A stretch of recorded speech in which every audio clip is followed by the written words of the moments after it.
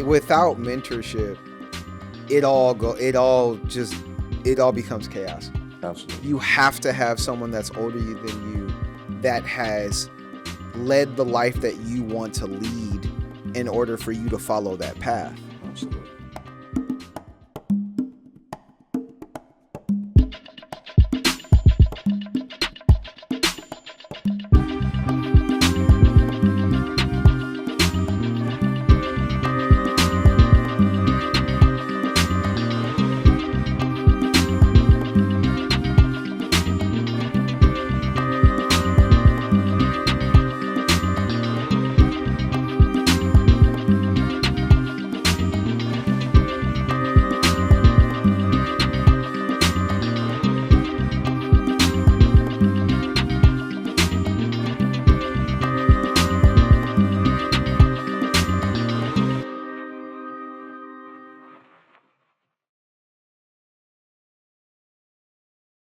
Good morning, everybody. We are 100 Years Enterprise. My name is Fahim. Who I have? I'm Patrick. Brother. Okay, all right then. We got Yeah, you Patrick went with and Fahim. Say that again, my brother. I'm Patrick, 100 years. And I'm Fahim. Yeah, we are, man, this going fast. This going fast. This Consequence of the Street Life, Season 6, Episode 2. It's been a long time in the making. We finally back. When we stopped the last podcast we do, prior to season episode 1 3 weeks ago. How long was that break? About 3 weeks. The 3 weeks before because we were on a major break, almost like a almost fall, spring, and summer vacation. It's been about a year, about 8 months. About 8 months, huh? About 8 months. That was a journey. It was, man. We learned some things, man. We I don't want to say we put our podcast on pause, but it was some things we had to develop and some more education. It's always good to reset, and have an educated base so we know where we're going, and then have a direction and know how to navigate that. So I think it was purposeful. Absolutely. Those different seasons what we go through, they are mindful. They give us good insight, in major proof of how one can come from a different lifestyle and change his thinking and to become a new mode of operation. Say, hey, I'm going to go down this positive path. And doing that positive path, we started doing podcasts, man, after everything. Yeah, took me a little minute to get used to being on the screen, but hey, it's all good, man. I look at it like I'm giving back in many different ways, especially in this 2025 with technology and AI is just, you got to have a kind of personality to be able to adapt to all of it. Yeah. So, I'm learning that was a conditioning for me, but I welcome it because everything I'm giving out is positive energy, and I look forward to it. I know before we go into our guests, we want to just let the viewers know, our audience, our old following, well as new following, those who have been with us 100%, that with this new direction that we're going, it's always to give you all a reminder when we talk about this subject of consequence of the street life. The best ones who can give it is those who are credible and live those experiences. And so that's what happened to myself and Patrick, in our youth. We went down some wrong paths that really cost us, wrong paths, excuse me. That really cost us. And here we are today, being able to just serve. I'm gonna crack a little joke here before we get serious. They used to call us Mud and Jeff. Because we're gonna show up, we're gonna pull up, we're gonna show up, and we're gonna adjust everything we need to adjust to, man, to fill that void. And when we got out, man, it was just something necessary for us to say, okay, how we gonna approach, society in regards to what we did in the past and us, reacclimating and giving back. What does that look like? And so all this is part of it. So it's just a blessing to be able to enjoy this moment. You know what I mean? I look forward to this podcast because this is going to be something educational for me, and I need this as well. So, this is a blessing. Education. So let's take off, Five. Education.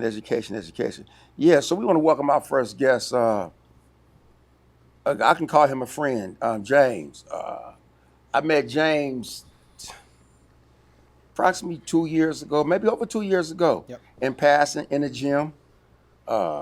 Yeah, City Sports, going there early in the mornings. I always seen working out, doing his thing. But he was always had a vibrant spirit, a good personality. He was a brother that I saw. Had a lot of ambition, and we just started talking. Amen. We started talking, and he started telling me about different insurances and this and that. And as I was growing and understanding the business, I was like, okay, my ear is always open for new things and new challenges. And but I'm gonna let James go into that. And so, James, Yes. before you tell us who you are now as a man, as a human being, go back 20 years, 15 to 20 years, and tell us who you were then and how you got to this point. And in between that, we might stop you and ask you certain things. We're gonna hit you. Yeah. Well, so I'm only 36. So if I go back 20 years, You're 16. it might be 16, right? Okay, now right there. Okay. That's 16. Oh my gosh. Now you know this subject consequence of the street life. Okay. Patrick, at 16, would you kind of veering off to the consequences into the street life? I was all the way in it, 12 toes in it. You know what I mean? I used some of my hands. I was all the way in it, all the way corrupt. Had the wrong influences, and I dived in. I became a bad product of my community. There it is. There. At 16, so I can remember that vividly. Yeah. Right. So I'm interested to know, how you pivot and how you seen things. Hey, give it to us. So when I was 16, I won't say I was, I wasn't really involved in street life per se. Right. But definitely was worldly. I am a PK, right? So my dad's actually a pastor. Yeah. And I was definitely in the church, but I wasn't really in the church. Right, I got you. Right? So just running around, when you're 16, your brain's just not even really developed at that point. Right? So you're just doing anything and everything to just try to figure things out, and very, very heavily involved in just music. Just a lot of just chaos. I think men at 16, it's a lot of chaos because we're just feeding off of the other energy that's around us. And usually it's other youth. It's our other peers. And we're not really taking advice or wisdom from the people who are older than us. The Bible says there's nothing new under the sun. And, I used to get that from my dad all the time and from my, my uncles and my aunts. But, I didn't really listen to them. So I was just running wild, to be honest. Can I ask you a question? Yeah, At yeah. 16, you probably go a little bit further, but I'm fine with 16. Where you grew up at? Where was you at 16? What neighborhood you came from? At 16, I want to say I wasn't homeschooled at that time. I want to say I was between Vallejo and American Canyon. Okay. Yeah. Okay. I was between Vallejo and American Canyon. A lot of my friends were actually in Vallejo. But I went to Vintage High in elementary. So I was homeschooled till I was 13, okay. 13, 14 years old. And there was a time where we weren't learning anything. We just were, because my parents were going through a lot of things. Right. And we were just home. And they were just trying to figure things out at the time. Exactly. And Did you have kind of like young parents too? I wouldn't say my parents were that young. But as you grow with each other, sometimes things just don't work out the way you thought it was going to be. And then the kids get kind of tossed up just a little bit, right? But, by the grace of God, my parents always found a way to at least try to make things semi-normal for us. Even when we weren't going to school at all. We were homeschooled. For like 2 or 3 years, we were moving between the Bay Area and LA, just back and forth. And then they finally got back together when we got back out here to American Canyon. Yeah. Okay. How many siblings you have? 2. 2. I'm the oldest brother. All right. So how was it with your brother growing up? Y'all in the house together, and then in the midst of y'all teenage years, did y'all have like other peers in the neighborhood that you two had some little combative issues with? Because brothers always had put their foothold down sometimes. So, again, I think it just goes back to boys being boys, Yes. right? Because, again, I'm the oldest of three brothers. We never really were getting in. I don't think we ever got into anything crazy. We fought each other. Okay. We always were fighting each other in a way, you know. I was waiting on that. Yeah, we fight each other. And, you know, my father actually came from L.A. He was a gang counselor, and he used to run with, like, Tookie Williams and things of that nature. So, again, my dad had enough foresight to get us out of L.A. when we were little. Absolutely. What part of L.A. were you at? I have no idea. I was so little. Right? Yeah. But my dad comes from that. Yeah. And he saw a lot. He saw a lot of stuff. And all his friends were either passing away, going to jail, XYZ. I mean, for life type deal. I want to say something because you just said, I knew we was kind of getting there, and that's what we do. We kind of try to dig deep somewhere because we all have a past, you know, where we come from. And we have this program where we teach inside called Criminal Gang Members Anonymous. And in that program, it helps to give us the insight of where we come from, but with that cycle or that solid chain. Yep. And you mentioned how your dad was connected to Tookie, then your two brothers, even though y'all didn't go into the street, like, but it's always a chain. Correct. Or that connection will lead to who we are today. That's correct. And I think, correct me if I'm wrong, but some of those characteristics what helps you with your machismo, your manhood, come from your dad, and some of the things what you saw in your community, even if you did leave LA at a young age, but get to Vallejo, between Vallejo and American Canyon. Because at that time it had to be the early 90s, maybe? Late 80s, early 90s, if you're 37. Mid-90s. Mid-90s. So mid-90s. Yeah. Okay, yes. So at that time, mid-90s, mid-90s, 2000s, there's a lot going on. Yeah. Yeah, so you went, okay, Yeah, great. it's right before the internet took off. I want to jump in on here, and I'm gonna stay on the same page when you talking about being homeschooled. I think that's I'm not going about it like trying to downgrade schools, but I want to talk about the upside to that. Oh, yeah. Let's talk about the upside to the homeschool, because I find that interesting. There's a ton of upside. You know, when it comes to the public school system, there are certain agendas that are getting pushed. You don't really have foresight over your children. Our nephew, we all live together, right? He's 10 years old, and he'll go to school. Like, he was fine through the summer. Right. He goes to school for 1 or 2 days, comes home and has a whole different dialect. Wow. Right? And it's literally, where did you learn that? Oh, well, and obviously they can't tell you where, but you know they picked it up from some other kid that's at school. Right. And a lot of people just kind of want to see the school system. And again, I can't speak to everyone. Right. But some people just dump their kids and hey, you guys figure it out. You teach them all of this stuff. So your parents was your teachers, or was it someone coming and teaching you guys? That's a great question. It was half and half. So my parents were teaching me English, math. I never was really good at math, right? But English, math, history, right? I remember my father there would bring tutors in, right? As far as we couldn't afford just one tutor for me, but it was like a community of homeschool kids. Wow. Because once you get into homeschool, you need to find your community, because you have to teach your children skills to, be in the world and be out. Right. And I remember we had a teacher that taught us Hebrew and Latin. And it was really cool to get different perspectives of the world, and not just whatever the public school system was doing. Right? Because we were homeschooled for a good 3 to 4 years before we went back to public school. The reason I asked that question, I'm glad it's profound when you say that, because I tend to try to highlight, just because we come from a certain community, right? That don't mean everybody in our community is negative.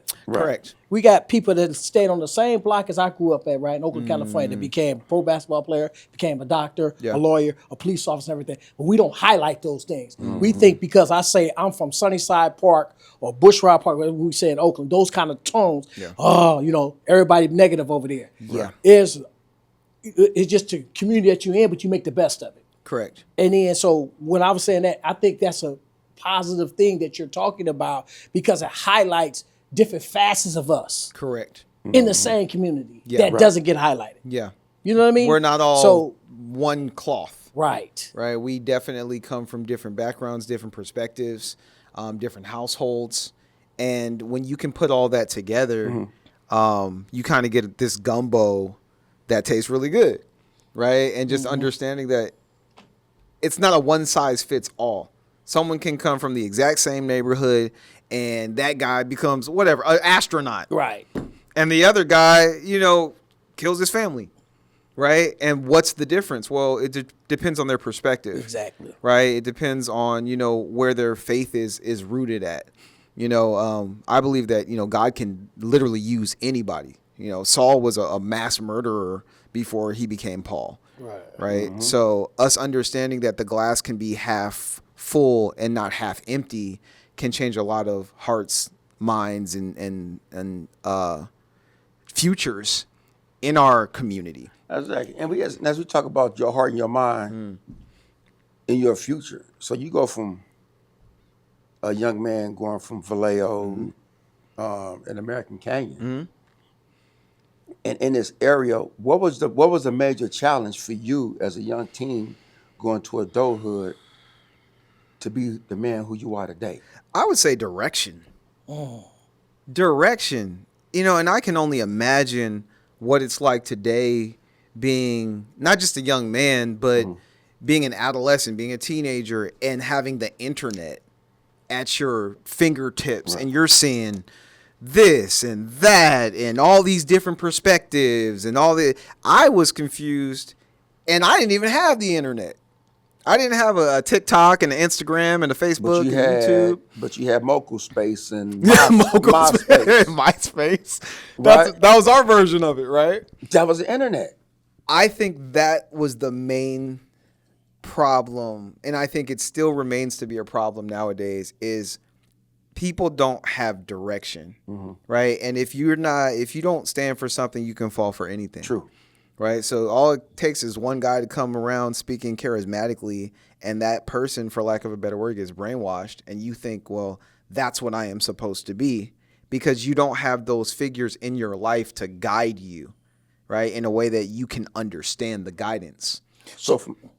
Go ahead. Okay. So from 16 to 26, 10 years. In that 10 years, Yeah. what type of mentors or positive figures you had in your life? So I want to say my father always tried to keep men of God around us. Okay. But it doesn't matter what someone's trying to do if you're not showing up. That's absolutely. You can invite someone to church. You can't make them show up to church, right? You can only try to guide them from that point of view. So I remember Adam, he's my big brother. I remember Uncle Ron. I remember, Paw. Yes. Right? These were men that my dad always kept around me. And doesn't mean that I would show up, but he tried to keep these type of people around me.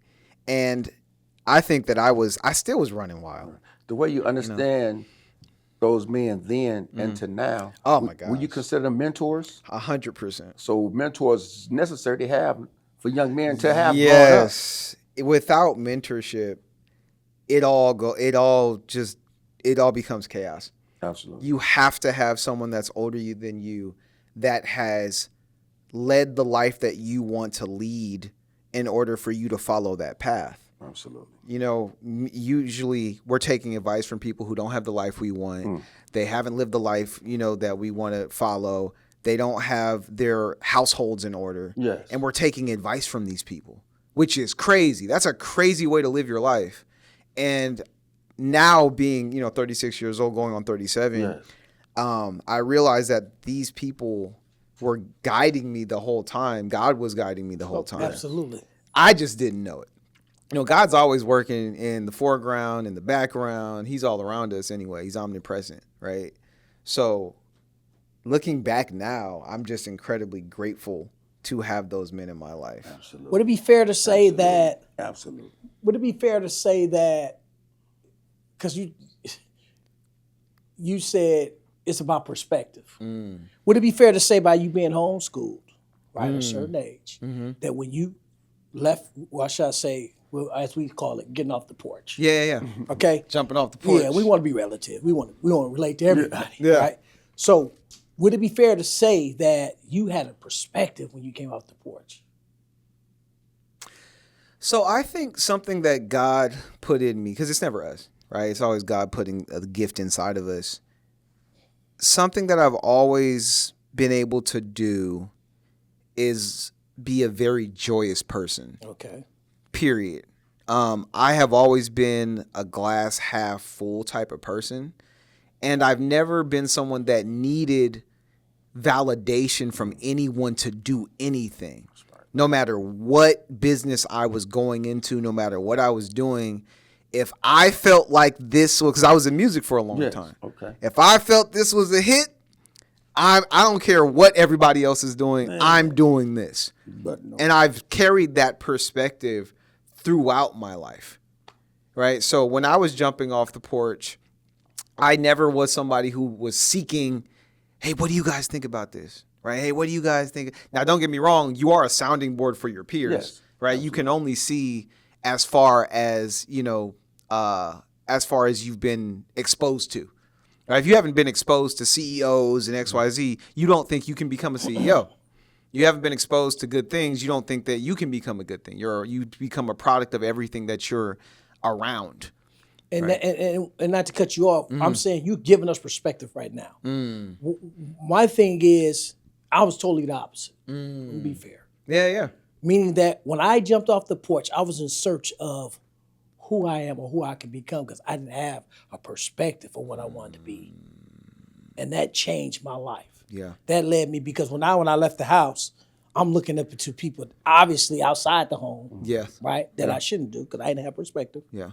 And that led me to say, okay, I'm going to try that. I'm going to try that because I had no identity. You see what I'm saying? Yeah. But I think what I'm getting from you, right? And it's a good vibe that you had a perspective from your parents being homeschooled. It just taught you certain things, right? Different things. Not to say you're different. Yeah, It's just right. you had an opportunity to, taste a few things and then form your own taste buds before you said, nah, I know what I like.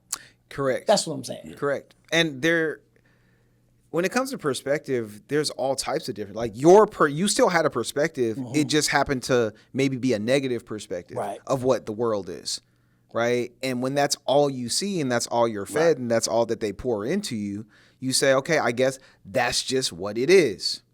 And then we go out into the world, and these people have projected their version of our lives on us. But doesn't that projection become curiosity also? Because as a young man who's growing up, like Patrick was just saying, when you coming off that porch and you seeking different things, which is that identity, but you really don't have a clear understanding of what your true identity is because the mind hasn't fully developed. Because the mind is a filter, doesn't filter out anything. It doesn't. The subconscious mind, whether it's right, wrong, indifferent, negative, or positive, the subconscious mind do not know. Yeah. For a young man whose mind isn't fully developed. So it just takes in all type of information. And so as we come off the porch, I might want to be the drug dealer because I saw today he had a whole bunch of money. When I went to school, I was hungry and I had some holes in my shoes. Then it's perspective change. Yeah.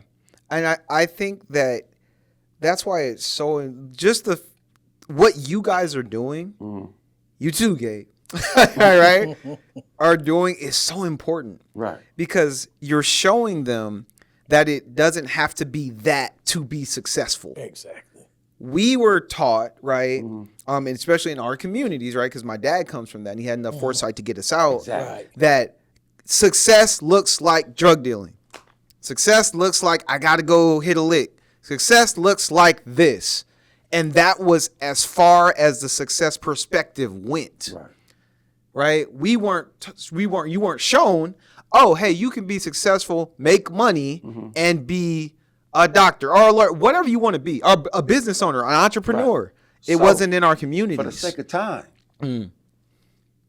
perspective, right? Yours changed. Yes, it did. 100%. And tell us, with that new perspective, 100%, how did you become the entrepreneur, businessman, husband that you are now? Yeah. Because I met you, you was doing something, you was selling something. So I'm we are CTC, stands for Change the Conversation, and we help with faith, family, and finances, right? And we got into life insurance that you don't have to die to use 2.5, 3 years ago when my mom passed, 7 years ago from a brain aneurysm. We made a GoFundMe account, and we had to bury my mom that way. And then fast forward, us becoming, entrepreneurs, figuring things out, and finding insurance and how our community was completely looked over when it came to insurance. And the way that we look at this, right, is one, God first and foremost, right? And then as long as you submit to God, everything will fall into place underneath. It will all align under you, right? So first we had to find God. After God was in the center and the pinnacle of everything started to just fall in, right? And when it comes to just insurance, just in general, imagine when your uncle passed, he left $300,000 tax-free to the family. What would that have done for the business? What would that have done for your family? And imagine the whole thing is set up that way. We were taught insurance means death, not to mention, you trying to kill me? Why you want to put up insurance on me? Right. We don't think generation to generation to generation. We think right here, right now, which is why our communities look the way that our communities look. Not to mention, don't get me wrong, there's been a ton of stuff that the government did, all that. Let's not act like that didn't happen. Right. It did. Okay. But it comes to a point where once you are educated, it's no longer ignorance. Ignorance is, I did not know. Once you know, I'm not saying that your story doesn't matter, but it's what are we going to do moving forward right here, right now? So we decided to start teaching our community and everyone we knew about indexing funds, which are way better than 401ks, right? 401ks are up and down with the stock market. Right. You could lose all your retirement overnight, right?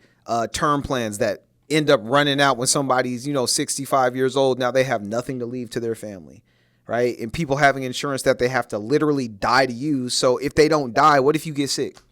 What if you get sick? What if you just have a heart attack? So you saying, for the viewers, so for those who do not know, are you saying a person can have insurance but do not understand what type of insurance it is? That is 100% true. And can go to the doctor and realize, hey, you got this policy, but you can't even use it, or it means nothing. That is correct. Because you're not dead. And most plans are death plans, which is unfortunate. And most insurance companies don't have what's called living benefits, which just means you can get sick and get cut a check while you're still alive. And if you're business owners, if you stop working, what happens to the business? How's it going to stay afloat if you can't show up and clock in and clock out anymore? It's going to crumble. It's going to crumble. So for business owners, it's going to protect your assets that you've already built up. If you're making if you're an S Corp or something, you can actually save taxes by putting your money inside life insurance plans. Walt Disney literally built Disneyland by borrowing against his insurance plans. This is a fact. McDonald's is another company that was built on the back of insurance. Stanford University stayed afloat on the back of insurance, right? Your banks have insurance. Bank of America, I think, has $24 billion in life insurance. Right, as far as like how they accumulate assets in XYZ, but we don't learn any of that stuff. I could go forever on this. Yeah, and I love it. I love it because you're educating me. Yeah. Now you're mentoring me. I love it. So, that's interesting, man. Why? Okay. Hit me. Out of all, and I gotta throw this out here. Yeah, hit me. It bogs my me. Debate this all the time by saying, one way we say we gotta figure it out. And the other one is my position is the table is stacked against us too. That's a fact. So sometimes we be so hard on each other. I'm talking about men of color. We so hard on each other, right? By not having, but the decades like we like decades behind that they done mastered. Now it's filtering through us. It was intentionally held for us for This is a fact. Of course. generations. is So true. my point is why, like you said, why we don't want to know. I think What's plaguing us? What's that? What's that? programming. It's all programming. It's all programming. We're all programmed to put our money in certain retirement funds. We're all programmed to see one side of the coin, right? We're all programmed not to take risks. So that program not to take risk. I think the foundation is fear. Because Yeah. people I believe, my opinion, people are afraid to see what's actually there. Yes. What you can actually become Yeah. if you take the top off or open the book up. Yeah. People get books or information and can have it sitting there for years and never took that time to open up and really read the fine print. Yep. You can have what we see many, many times, because we work part-time with a lot of different careers, business owners, families that say, hey, I want to make some extra money. I don't like my job. I'm tired of this 9-to-5 stuff, right? I want to have more freedom for myself.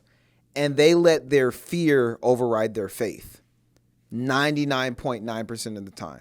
They have nothing else to lose. They're driving towards a brick wall. They have the option to get off. Now, I can't promise you that you getting off the road will lead you to being, rich and famous. Right. I can't promise that. Right. Right? But the no kills all your options. If you say no, it stays exactly like it is. If you say yes, it at least opens up the book for options. Absolutely. And one of those options may lead you to where you were trying to go. Most people, and it goes right back to what you said, it's fear of, well, what if it doesn't work? What if it does? That goes back to tying this all back together. Right. Glass half full, Yeah. glass half empty. We're always looking at what if it doesn't work and if people laugh. Who cares? I stopped taking advice from people who didn't have the life I want. Period. I said, I got to figure this out. And this all comes in under scripture, right? Proverbs 13:22, a good man leaves an inheritance for his children's children. That is biblical, right? Exodus 33:15. These are our flagship verses, right? Moses told to God, Moses was speaking to God. And he said, if your presence does not go with us, do not lead us up from here. And the same thing in the Quran, because we Muslim. We got the word was called worth, right? Worth. And it comes to the word to inherit or to pass down or to receive something good. And when you receive it, you give it. We think generationally. Exactly. Our community stopped thinking generationally. And let's be honest, it was because for so long we were fighting. I mean, if we're taking it all the way back, first slavery, we got stolen. Yep. That happened. That's how we all got here. It happened. Came over here, finally got free. Then it was Jim Crow. Right. And then they were doing all types of things to keep us out of starting businesses. And when we did start businesses, they burned it to the ground. Right. And then we got to a point where we're finally like, wow, we finally can get jobs. And we stopped learning. We were like, the fight's done. Right. We did it, guys. High five. And then everything just turned into chaos with the drugs and everything else. To that too, Yeah. like you said, the diseases and all that plagued us too while we having these all jobs. that. Yep. And then we just stopped learning and we stopped believing that these things are real. I get that all the time. Man, it sounds too good to be true. That sounds too good to be true. But you're passing down that lack of belief to your children. That's where it becomes a generational curse. You're passing down the fear to your kids. Right. And then your kids say, see, my dad didn't believe in that. That's why I'm not like that. And they'll say, so that gives you the right to remain ignorant? Because you're learning it now. Right. And then we teach our kids to just do this cycle of generational bonds of never breaking anything. And that's why we're so passionate about what we do. Because I see a GoFundMe every other week. Man, if you really look, you see one every day. Every day. Yeah. They have people. You probably didn't even look. You just look up and you see one. You know what's crazy? They have people that if you post a GoFundMe that will message you and say, hey, I can get more eyes on your GoFundMe. It's their job to help you raise money for something you never should have had to made in the first So place. what should have those people have done who are constantly putting GoFundMe's on the social media? What should they do? Get their family insured. How do they do that? Come talk to us. And how do they reach you?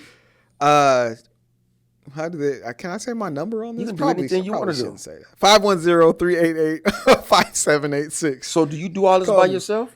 No, so we actually have, believe it or not, we are partnered with a company that we're part of, which is FEG, Freedom Equity Group. They were bought by F&G for $170 million last year. F&G is worth $65 billion. Our team, personally, we have about 260 people in 24 states, right? So that's just under us. And we've learned, and anyone who understands business knows, you can't do this alone. That's why there's two of you guys. Right. And Gabe. Yeah. Right? You can't do this alone, right? I wouldn't be where I'm at without my wife, right? I wouldn't be where I'm at without the church. I wouldn't be where I'm at without our team. We believe in servant leadership, right? So it's not about, it's not about that.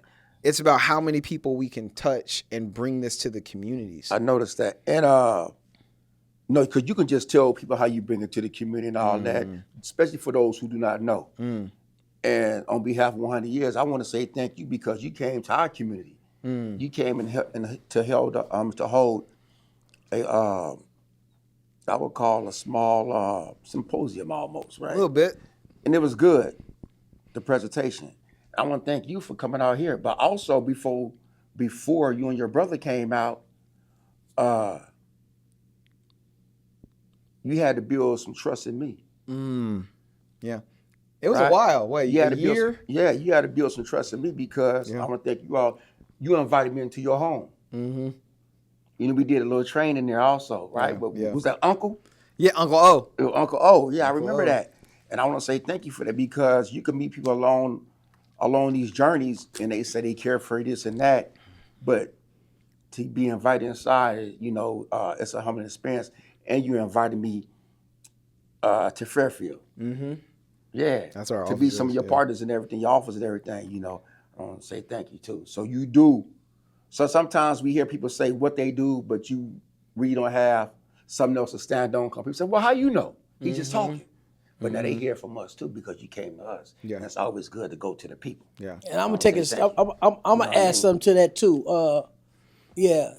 By that relationship built, you know, with reflected that your brother came to my house and sat and talked to my family about life insurance. And all the things he did there. So he did do that. So I'm just listening to what Fahim said. So because we like to be a factual podcast. 100%. We don't want to be the, you know, I mean, we had a comic experts and all that. Yeah. But we want to really dive into really what does giving back look like? Exactly. Right. So that's what we talking about. So I was just listening to you guys speak, man, and through that relationship, brought, you know, that meeting your brother, and he came to my house, man, sat down and talked to my family for about 2 hours, put everything out there in front of us, man, and, you know, we looking to, you know, follow up with him, you know, after we make a few more decisions, but we definitely want to, you know, continue to have that relationship with you guys, and we believe in you guys, and it's a great thing to have that kind of, and to have that manifested amongst us. Yeah. Because we need that, and that's community. Yeah.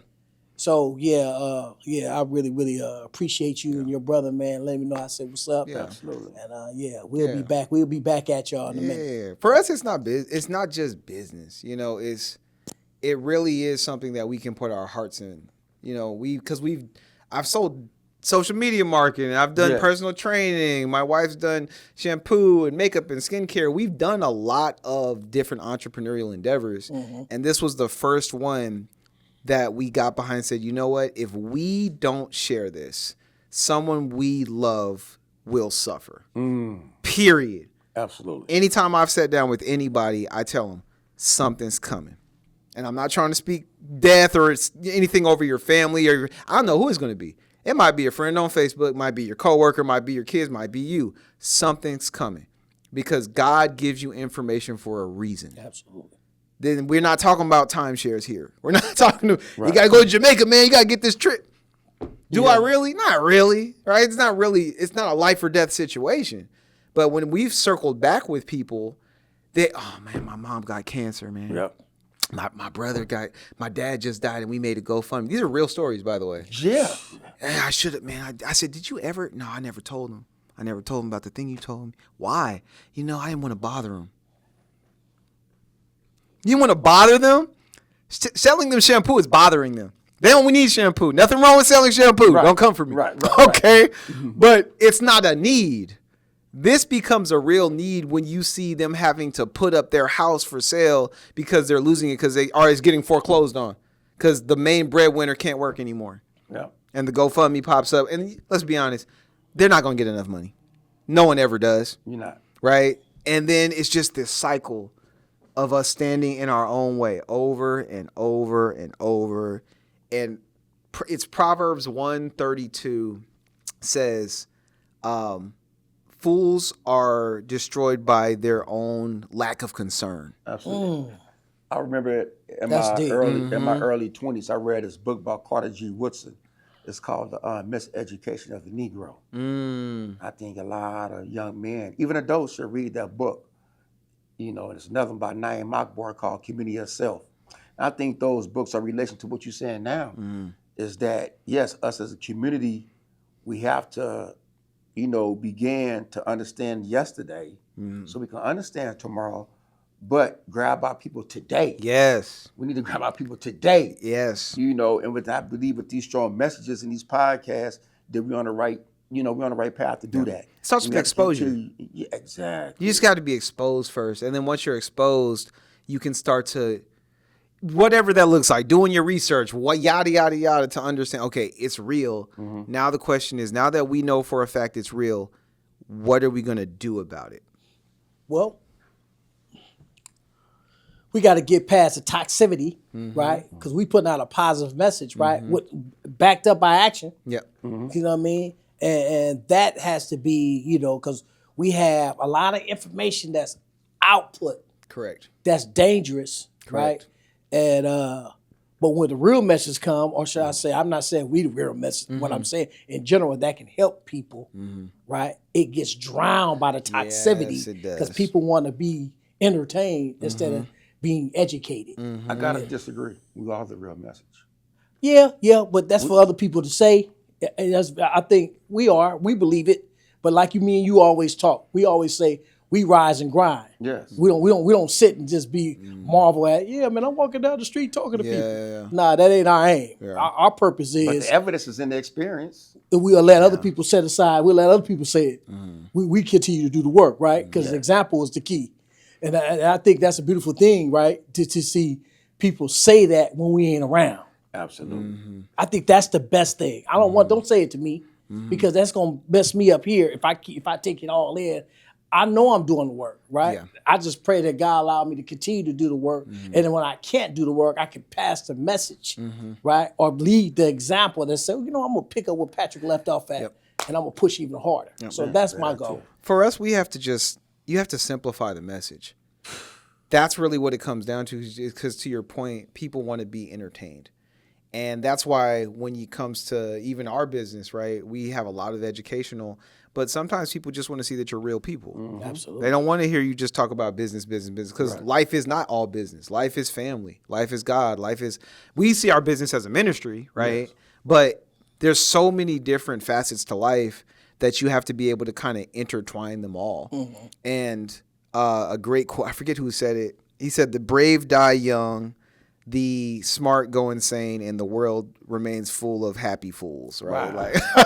Right. Okay. Yeah. And that's social media in general. You And see mental orgasm. You see the Yeah. You see the same people, Man, you know who what? don't have a plan, but you see them go to day parties. Absolutely. You see them go to Disneyland. Right. Hey, James, man, we want to thank you for coming to season 6, episode 2, 100 years. It's a pleasure to be here. Enterprise, this consequence of the street life. But before we, in 25 seconds, 30 seconds, just please tell the people again, where can they find you at, the things you do, what you connected with, and if you want to give a shout out to anybody, go ahead. 100%. I want to give a shout out to the whole to the whole CTC group. You guys are all amazing. We don't do this for us. We do this for you. We're all in this together. I know that your hearts are in everything that you guys do. You can get in contact with us at Change the Conversation 2023. Had to look at my wife. Pray. Please reach out. You know, this stuff does not even have to break your bank. It really doesn't. And there are so many more important things than the normal, just the normal stuff that we go out and buy on a day-to-day basis. You can still live an amazing life and have yourself covered and save money and learn how to grow. It's not as bad as you think it is. Money's not as complicated as they've told you it is. Right? So please reach out. That's our IG, by the way. My personal number is 510-388-5786. Text me, call me, say, hey, I'm interested. And remember to put God first in everything that you do. Can you give that number one more time? Because I want to make sure that they heard that. 510-388-5786. 5786. Exactly. And that's financial education. A little bit of financial education. We talk about the education. Yep. Here it is. And again, we are 100 Years Enterprise. My name is Fahim. You can go to our website, 100years.biz. And I'm Patrick. You can also find us on our website, 100 Years. Did you just say Yes, that? I did. Mama. You can find us on Instagram. You can find us on Instagram, 100 Years Enterprise. You can also find us on YouTube, 100 Years Enterprise. So tap in, you know what I mean? This will be coming out real soon.